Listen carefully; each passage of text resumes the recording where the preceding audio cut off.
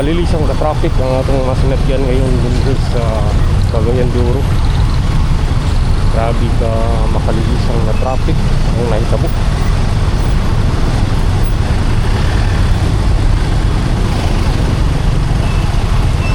Na ay nahitabo na aksidente sa ganang lugar ni Pugman na masuri. Sabi yun, halos di dami ang ato ang motor, ang sakyanan. Dahil grabe sa diot sa dan dinhing nagkita. Ito siya kung tanahon ron kung sa'yo nahitabo o kung sa'yo cause aning grabe na traffic or bara sa dalan. Okay, padul na kita.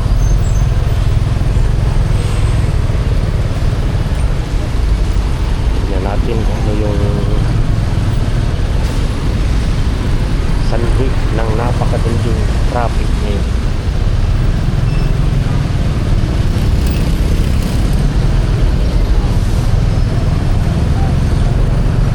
Kung Cagayan de Oro kasi guys ay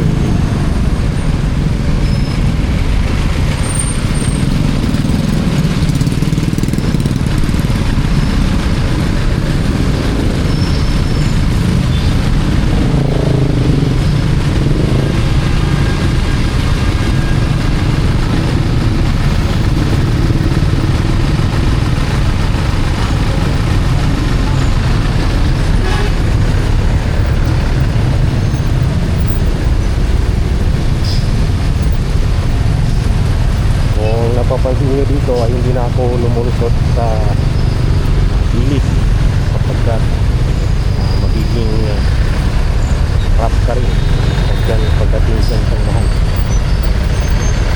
Dito muna tayo din. Flowing naman yung traffic dito. So ano ba yung unang natin napapansin dito sa Cagayan de Oro? So unang napapansin natin dito ay marami yung nakapark yung malalaking sasakyan, no?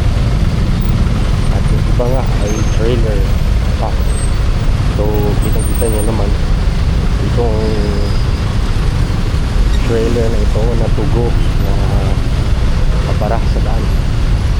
At isa rin sa nagpapahirap is itong sinitan sa daan natin guys, no?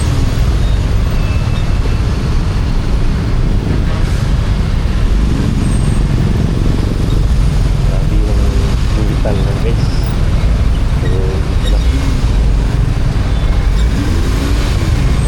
halos di makadaan yung mga sasakyan. Ikan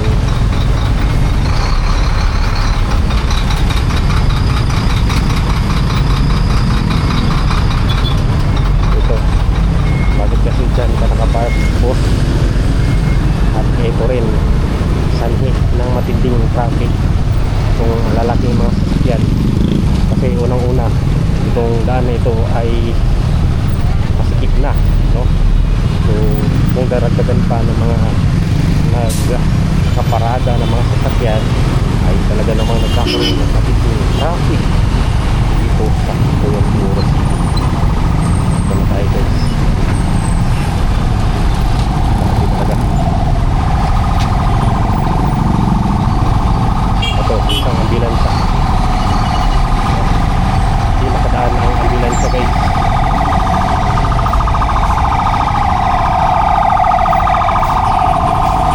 At yun, may nakasunod agad ng mga maliliit ng traffic. So isa rin yan. At isa rin to guys itong ginagawang road widening dito. Ano ba to? Road widening or flood control. So ito na tayo. At wala naman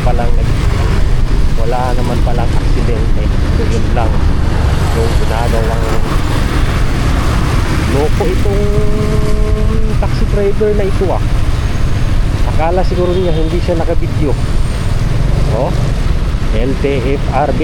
Tignan nyo na itong sasakyan nyo. Ano ba ito? Bios KBB 6103. Lapit na tayong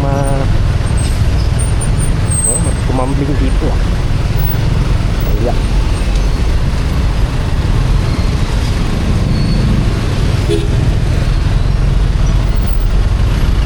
Ito na naman guys. So may nakaparada na naman, napakaliit sa sasakyan dito. So ito ano naman siya guys eh.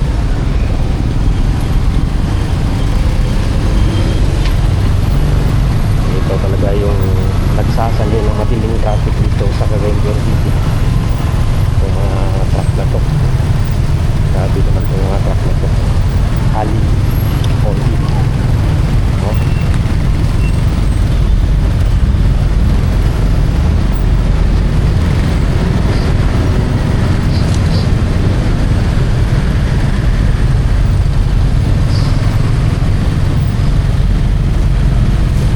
Ito yung nagsasali ng matinding traffic dito sa Cagayan de Oro guys.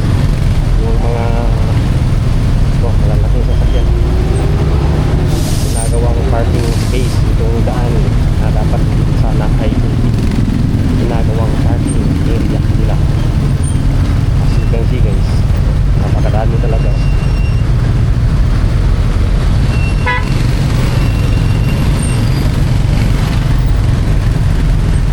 Grabe, halos 1 kilometrong may nakapark na ganitong malalaking sasakyan at nandun pa sa unahan. So ano ba to, no? Shout out yan. So calling out the attention of the RTP Cagayan de Oro City na sana naman ay bigyan nyo ng pansin sa mga nakaparadang sasakyan. Grabe talaga, dapat pinaghuhuli na yan yung mga yan, kasi kahit araw-araw kang bumabiyahe dito, kitang kita at napapansin mo yung napakaraming sasakyan na nakaparada nila. Tayo so matinding traffic na naman ang ating ngayon.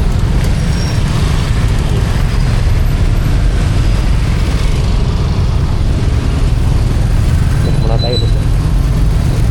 Losot. Ito guys, oh, may nakapark dito guys, oh.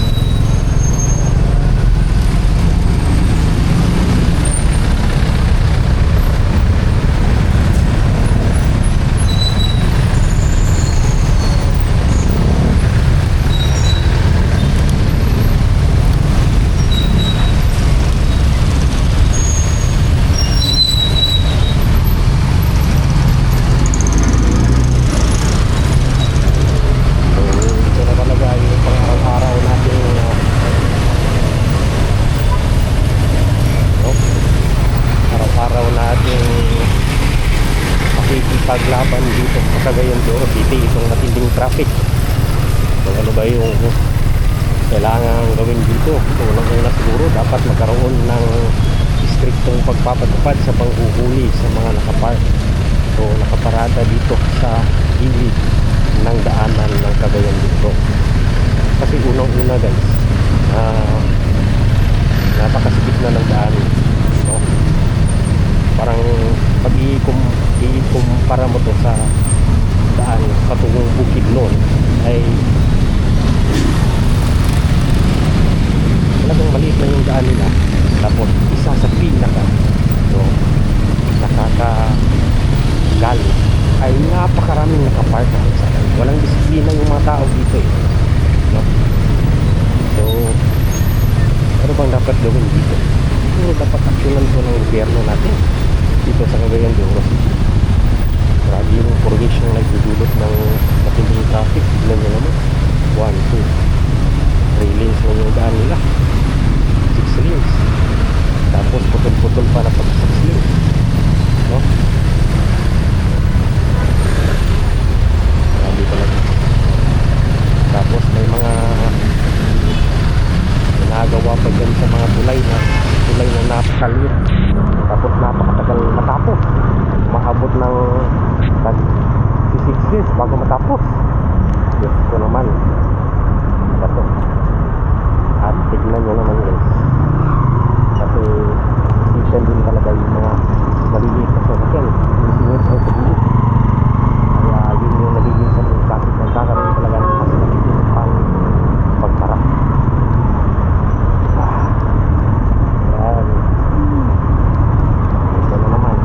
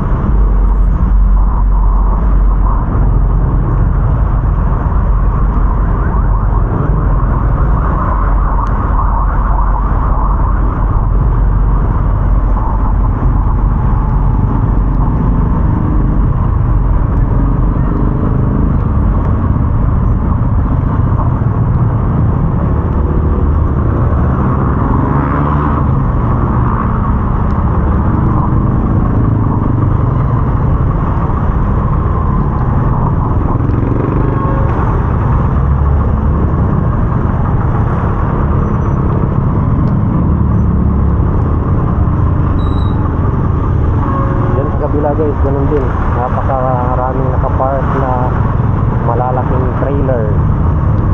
So sino ba yung nagmamay-ari? Sa tingin ko kasi parang napakatigasin ng nagmamay-ari ng mga trailer na yan. Kasi simulat sa pool, napapansin ko na yung mga trailer dito sa Gayong na laging nakapark sa gilid.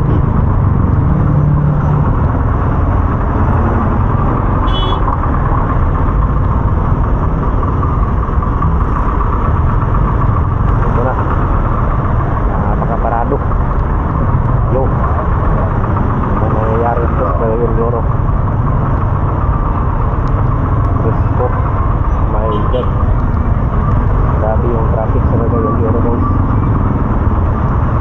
Bukman pa to eh.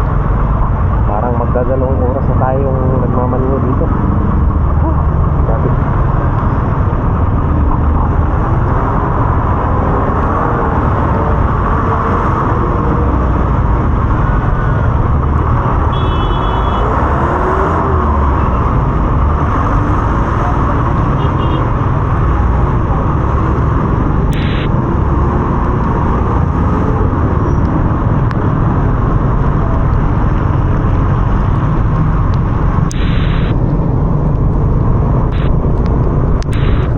Ito na guys, nakaraos na rin tayo at tayo nakalabas na sa matinding traffic.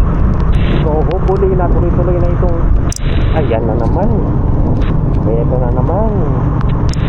So kung hindi ma-actionan itong mga nakaparadang sasakyan dito sa Cagayan de Oro City, ay sa tingin ko ay magpapatuloy yung napakatinding traffic. Tignan nyo naman, kahit dito may nakaparada, sa kabila meron din. So ano ba yung mangyayari? Talaga namang sisikan dito sa Cagayan de Oro City. Tapos tignan nyo naman yung daan, hindi naman siya gaanong kalapad, no? So wala tayong magagawa dito, no? So dito na muna magtatapos ang ating video ngayong araw na ito. At bukas ulit, kung gusto ko pang babalik dito, kung gusto ko pang bumalik dito sa Cagayan de Oro, mag-video ulit tayo. Pero sa ngayon, bukas parang hindi muna ako babalik dito kasi napakatindi ng traffic. So dito na muna magtatapos ang ating video. Kung hindi ka pa nakasubscribe, ay mag